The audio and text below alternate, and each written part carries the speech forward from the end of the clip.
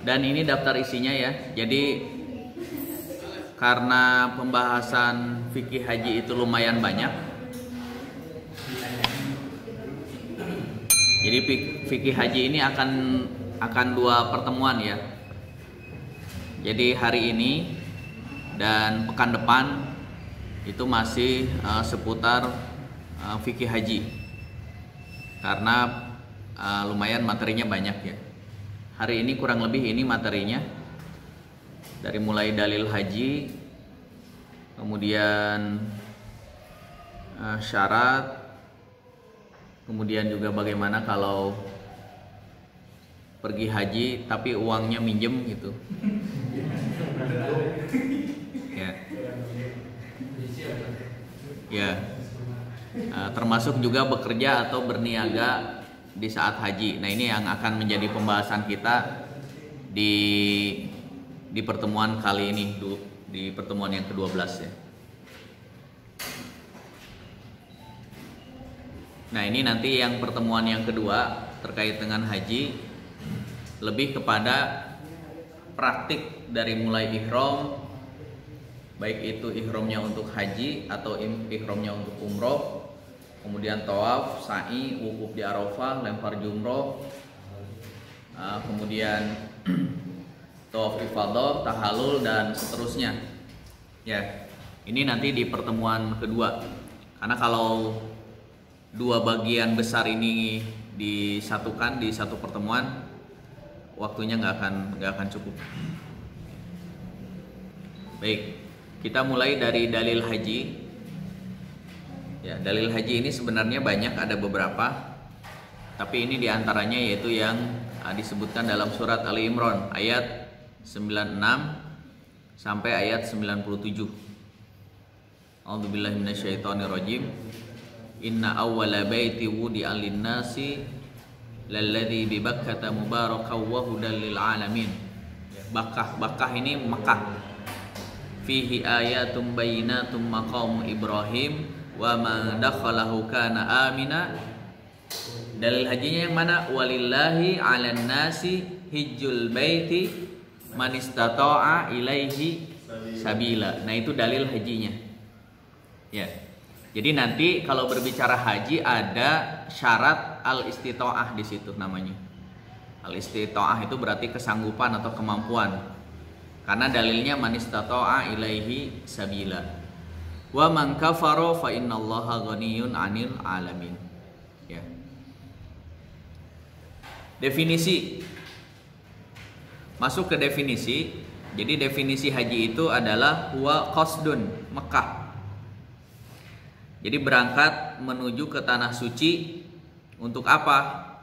Yaitu untuk tawaf, sa'i, wukuf, dan manasik haji lainnya. Melaksanakan perintah Allah dan meraih ridhonya. Ini definisi haji.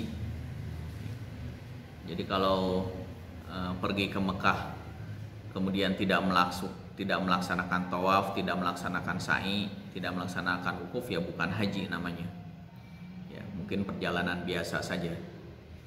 Kemudian haji ini merupakan rukun Islam, maka berlaku kalau yang sudah mampu kemudian mengingkari kewajiban haji ini, maka dianggap keluar dari agama Islam atau murtad. Ya, karena haji ini adalah rukun Islam. Dan secara sejarah atau secara syariatnya, haji ini disyariatkan pada tahun ke-6 Hijriah. Ya, sebagaimana yang disebutkan di dalam surat Al-Baqarah ayat 196. Wa atimul hajja wal umrata lillah. Ya. Ini masuk ke definisi ya.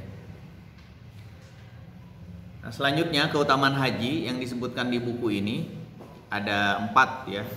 Yang pertama adalah pahalanya senilai dengan jihad fisabilillah. Kemudian yang kedua menghapus dosa. Kemudian yang ketiga adalah wafdullah, tamu Allah. Kemudian yang keempat adalah pahala haji mabrur kecuali surga. Ini keutamaan haji. Misalkan ini hadis-hadisnya sahih ya yang disebutkan di buku ini. Halumma ila jihad la syauka fihi al-hajj. La syaukah ini berarti tanpa pertempuran, yaitu haji. Man hajja falam yarfus walam yafsuq raja'a ka yaumi wulidathu ummuhu. Jadi yang melaksanakan haji tanpa berbuat rofas dan tidak berbuat maksiat, maka seperti bayi yang baru lahir dari perut ibunya. Atau haji ini adalah tamu Allah. Al-hujjaj wal umar wafdullah. Jadi orang yang melaksanakan haji atau orang yang melaksanakan umroh itu sesungguhnya wafdullah, tamu Allah Subhanahu wa taala. Inda'auhu ajabahum. Jika mereka berdoa maka Allah akan mengijabah doanya. Wa in istaghfiruhu ghafara lahum. Dan apabila meminta ampun maka Allah akan mengampuni mereka. Karena wafdullah. Kita mengenal di tanah suci itu ada tempat-tempat, di situ ada makan al-istijabah, tempat-tempat diijabahnya doa, seperti di Maqam Ibrahim, terus di depan Ka'bah, di Hajar Aswad, ya itu adalah tempat-tempat diijabahnya doa. Atau kalau di Madinah misalkan nanti di Raudhah gitu ya. Dan yang terakhir adalah al-umrah ilal umrah, al-umratu ilal umrati kafaratun lima bainahuma. Wal hajju al-mabrur laisa lahu jazaun illal jannah. Ya. Dari umroh ke umroh itu dihapus dosanya, dan yang hajinya mabrur tiada lain pahalanya adalah surganya Allah Subhanahu wa taala. Ya. Ini keutamaan haji. Selanjutnya keutamaan biaya haji. Ya. Nah, tadi kan manis tata'a ilaihi sabila. Bagaimana keutamaan ketika seseorang sudah mampu untuk berangkat ke tanah suci, maksudnya haji, maka biaya yang dikeluarkan itu hampir setara dengan orang yang berjihad fi sabilillah. An Buraidah qala Rasulullah sallallahu alaihi wasallam an-nafaqatu fil haji. Jadi biaya yang dikeluarkan untuk berangkat haji kan nafaqati fi sabilillah, seperti orang yang mengeluarkan biaya untuk jihad di jalan Allah Subhanahu wa taala. Yaitu ad-dirhamu bisab'i mi'ati di'afin. Jadi satu dirham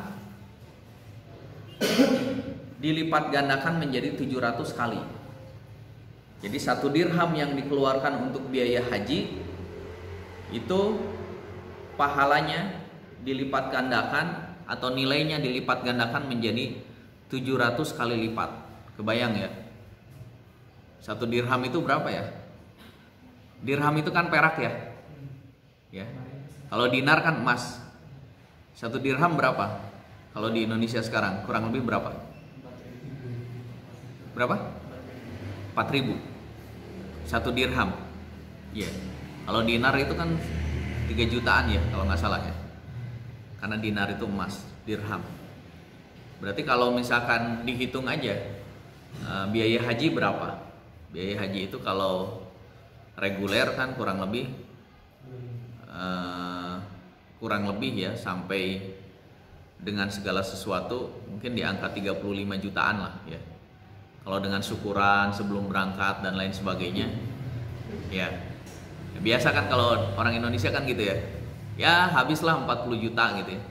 40 juta, 45 jutaan lah. Gitu ya. Itu kalau orang yang reguler.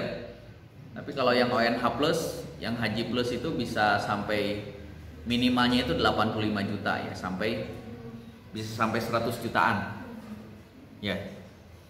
Tapi itu dinilai di sisi Allah Subhanahu wa taala biaya yang kita keluarkan mungkin senilai 40 juta atau 50 juta atau bahkan misalkan 100 juta untuk berangkat haji, maka Allah lipat gandakan nilai pahalanya sampai 700 kali. Nah, ini berkaitan dengan keutamaan ibadah haji. Selanjutnya masuk ke hukum ya. Wajib haji itu hanya sekali seumur hidup. Gitu. Jadi haji ini rukun Islam yang kewajibannya hanya satu kali seumur hidup. Dari mulai balik sampai sebelum meninggal, satu kali aja kewajibannya. Kalau yang lain kan zakat setiap tahun bayar zakat, sholat setiap waktu sholat, saum setiap tahun saum gitu ya. Tapi kalau haji seumur hidup hanya satu kali saja. Dan ini sepakat para ulama bahwa haji ini hanya satu kali kewajibannya seumur hidup, dari mulai balik sampai nanti sebelum meninggal. Jadi kebangetan banget kalau misalkan sampai meninggal dia belum pernah, atau dia atau seorang muslimah tidak sempat berangkat haji.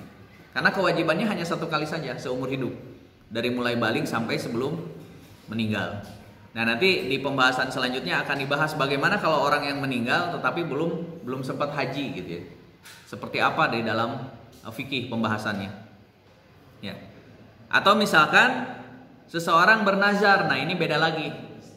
Jadi ada kewajiban haji, ada nazar untuk haji. Kalau nazar ini kan berjanji ya. Nazar ini termasuk juga wajib, seperti puasa nazar kan wajib. Kalau misalkan tidak dilaksanakan dia harus bayar kafarat, bayar denda gitu ya. Kalau puasa kan bayar kafaratnya berurutan ya, berarti kan 3 hari dia harus bayar kafaratnya puasa 3 hari. Ataupun kalau enggak kan berarti membayar ya, atau memberikan makanan kepada fakir miskin. Ya. Nah, selebihnya hukumnya adalah sunnah. Ya, misalkan saya haji pertama itu tahun 2003. Ya. Itu untuk diri saya sendiri. Kemudian selanjutnya 2004 dan selanjutnya sampai 2010 sebelum pulang ke Indonesia, yaitu hajinya rata-rata menghajikan orang lain. Karena kewajiban haji kita itu hanya satu kali. Ya, ini berkaitan dengan kewajiban. Jadi hanya satu kali dalam seumur hidup. Nah, kemudian dibahas di dalam fikih, apakah kewajiban ini harus segera atau boleh ditunda-tunda? Gitu, ya. Jadi dalam fikih ini kewajiban haji. Misalkan di usia 20 kita sudah mampu terutama ongkosnya ya. Kita sudah punya uang untuk berangkat haji di usia kita masih muda. Masih 20 tahun gitu ya. Masih 25 tahun. Ya. Nah, ini para ulama berbeda pendapat. Ya, para ulama berbeda pendapat, apakah kewajiban haji ini harus segera dilakukan atau boleh ditunda-tunda? Karena tadi kewajiban haji itu yang penting dari mulai balik sampai sebelum meninggal. Artinya kan waktunya leluasa. Gitu. Nah, tetapi di dalam kajian fikih ada 2 pendapat dalam hal ini. Yang pertama adalah boleh ditunda-tunda. Pendapat yang kedua adalah disegerakan. Ya, misalkan pendapat yang boleh kapan saja ini adalah berdasarkan pendapatnya Imam Syafi'i. Ya, Imam Syafi'i, Imam Ats-Tsauri, Auza'i, Imam Muhammad bin Hasan. Ya. Jadi kewajiban haji ini tidak harus segera. Jadi boleh kapan saja, mau usia 20, 30, 40, 50, 60 ya. Kalau masih ada gitu ya. Ya, ini berpendapat seperti itu karena kewajiban haji ini sifatnya adalah dari mulai balik sampai sebelum meninggal. Tetapi ada yang pendapat yang kedua. Ya. Dan dalam hal ini kalau kecenderungan saya lebih cenderung pendapat yang kedua. Ini pendapat yang kedua itu adalah Imam Abu Hanifah, Imam Malik, Imam Ahmad, wajib dikerjakan segera. Kenapa? pendapat yang kedua ini beralasan bahwa kenapa harus segera? Karena bisa jadi nanti kalau ditunda-tunda kita sakit gitu ya. Atau misalkan ada terkendala, banyak kendala gitu ya. Atau misalkan ada kebutuhan yang lain gitu. Atau yang saya rasakan ya, haji itu fisik. Ya, apalagi kalau yang sudah pernah umroh akan merasakan ya, walaupun umroh ini bagian kecil aja dari haji. Karena kalau haji itu sifatnya fisik ya. Dari mulai ngantri di bandara ngantri itu di bandara itu, cek paspor, itu ngantri itu. Orang tua kalau udah yang sepuh ya, saya pernah membimbing jamaah haji itu yang sudah sepuh-sepuh itu kan, bentar-bentar apalagi lagi AC, bentar-bentar pingin ke toilet gitu ya, antar atau ngingki gitu ya. Nanti bentar-bentar lagi Ustaz mau ke kamar mandi, antar lagi, apa ya, ngantri ya, ngantri itu berdiri, masuk pesawat ngantri, nanti turun ngantri, naik bis ngantri, nanti pas tawaf berdesak-desakan, pas sa'i juga sama berdesak-desakan. Terus nanti ke wukuf di Arafah, dan itu semuanya fisik semua. Jadi kebayang kalau yang usianya yang baru haji, usia-usia sudah uzur ya, usia-usia 60 gitu ya, usia-usia 70, luar biasa. Itu kadang mereka itu pakai roda gitu. Nanti pas wukufnya di atas ambulan gitu. Ya.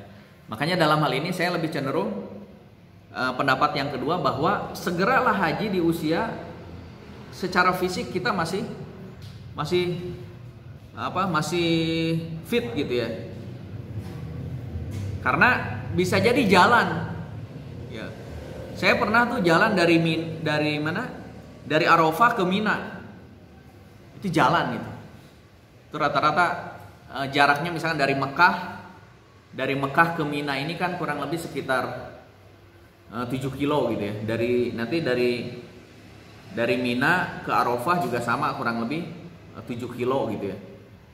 Karena kalau pakai mobil itu macet, nggak bergerak sama sekali, malah lebih cepat yang jalan. Itu kan semuanya fisik gitu. Itu semuanya fisik. Ya. Maka kalau yang sudah punya kemampuan untuk berangkat haji segera. Ya. Walaupun memang di Subang sendiri kalau misalkan kita daftar tahun ini, itu ngantrinya berapa tahun gitu, sekitar 20 tahunan ngantrinya. Jadi kalau misalkan hari ini daftar, usia kita misalkan 30, kalau misalkan masa antrinya adalah 20 tahun, berarti nanti kita akan berangkat usia kita di angka 50 tahun. Insya Allah lah 50 tahun fisik masih kuat gitu. Misalkan siapa? Nah, istrinya Ustadz Ihsan ya, Bu Nurma, itu didaftarin haji.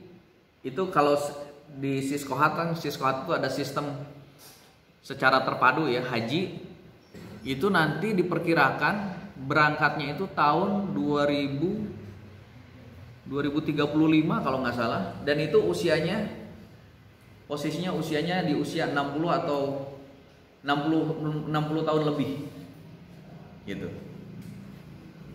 Luar biasa ya. Nah, nanti kenapa di Indonesia bisa seperti itu? Nah, nanti akan kita bahas ya. Ya. Nah, syarat tadi ya. Syarat haji. Nah, syarat haji ini ada 5 kriteria. Yang pertama Islam, balik, berakal, merdeka. Ini sudah jelas ya, ini sama ini dengan kewajiban yang lain. Cuman ada yang kelima kalau syarat haji itu, yaitu al-istita'ah. Man istata'a ilaihi sabila. Tadi dalilnya itu ya. Nah, al-istita'ah ini dibahas di dalam fikih. Kriteria al-istita'ah itu seperti apa? Kriterianya ada 5. Yang pertama adalah fisik yang sehat. Ya, yang batuk-batuk, yang lumpuh, ya nggak mungkin haji gitu. Di sana fisik. Kemudian perjalanannya aman. Ya, makanya kemarin 2 tahun terakhir kan nggak ada yang berangkat haji kan, COVID. Kemudian memiliki perbekalan. Ya jelas, karena kan haji ini butuh yang namanya perbekalan. Karena haji perjalanan yang lumayan lama gitu, apalagi kalau zaman dulu kan 3 bulan berangkat haji itu. Kalau sekarang kan kalau yang reguler 40 hari kalau haji itu. Berarti setidaknya punya bekal untuk 40 hari, selama 40 hari di kota suci, baik itu di Mekah ataupun di Madinah. Yang keempat adalah memiliki kendaraan. Berarti ini mah dulu ya. Haji itu kalau dulu kan kalau rata-rata kan pakai unta gitu perjalanannya, atau ada yang jalan kaki. Atau kalau dikonversi ke sekarang berarti biaya perjalanan haji gitu ya. Kemudian yang kelima, tidak ada halangan dari pihak otoritas. Tidak ada larangan dari pemerintah gitu ya. Pemerintah melarang tidak boleh haji misalkan, ya kita berarti tidak bisa berangkat. Ya. Nah, ini yang dimaksud dengan al-istita'ah. Ini syarat haji ya. Nah, kemudian di dalam fikih juga dibahas bagaimana hukum haji anak kecil atau yang sifatnya budak ya, hamba sahaya. Nah, di dalam fikih dibahas bahwa haji anak kecil hajinya sah dan dapat pahala, tetapi tidak menggugurkan kewajiban hajinya. Jadi ketika misalkan anak tersebut walaupun sudah haji ikut orang tuanya, walaupun sekarang nggak boleh ya, secara peraturan tidak boleh. Kalau dulu boleh, kalau sekarang nggak boleh. Jadi anak di bawah 17 tahun kalau nggak salah itu tidak boleh berangkat haji. Kenapa? Karena memprioritaskan yang sudah sepuh-sepuh dulu. Kalau misalkan anak di bawah 17 sudah boleh berangkat, berarti akan mengambil kuotanya orang tua yang harusnya sudah berangkat juga gitu. Antrian semakin panjang lagi gitu. Nah, maka hukumnya anak kecil yang walaupun waktu kecilnya sudah haji, ketika dia balik dia harus haji lagi. Ya, karena tidak dianggap menggugurkan kewajiban hajinya ketika haji waktu kecil. Begitupun yang budak. Terus hukum haji perempuan bagaimana? Sama ya. Jadi hukum haji perempuan itu sama dengan hukum haji laki-laki. Artinya kalau sudah punya kemampuan wajib. Cuman ada tambahan satu syarat, kalau perempuan harus dengan mahramnya. Harus dengan suaminya atau dengan mahramnya. Itu syaratnya kalau bagi perempuan. Baik yang haji ataupun yang umroh itu harus dengan suaminya atau dengan mahramnya. Kalau yang belum menikah berarti dengan mahramnya. Dengan mahramnya itu dengan orang tuanya, dengan kakaknya, dengan pamannya gitu ya. Nggak bisa sendiri gitu. Ya? Nggak bisa sendiri. Nggak bisa. Ya nggak bisa. Paling disiasatinnya itu adalah dengan memakai kartu mahram. Jadi kartu mahram itu dititipkan, misalkan dititipkan ke pembimbing hajinya, kayak seperti itu. Tapi nanti ada administrasinya. Jadi kayak semacam kartu mahram. Nah, itu yang dilakukan selama ini, gitu ya. Jadi perempuan ini tidak bisa, ya. Termasuk juga kalau perempuan, kalau yang sudah berkeluarga, berarti harus ada izin dari suami, gitu. Ada izin dari suami. Ini kan hadisnya ini ya, disebutkan riwayat Imam Bukhari dan Muslim. La yakhluwanna rajulun bi imra'atin illa wa ma'aha dzu mahramin. Tidak boleh berdua-duaan seorang laki-laki dengan perempuan kecuali ada mahramnya, kecuali mahram, ada mahram. Wala tusafir al mar'ah illa ma'adzi mahramin. Dan tidak boleh seorang perempuan bepergian kecuali dengan mahramnya. Faqama rajul, maka seseorang berdiri dan berkata, "Ya Rasulullah, inna imraati kharajat hajatan." Sesungguhnya istriku berangkat haji. Wa inni uktutibtu fi ghazwatin wa kadza. Sementara saya disuruh atau saya ditunjuk untuk ikut perang ini dan perang itu.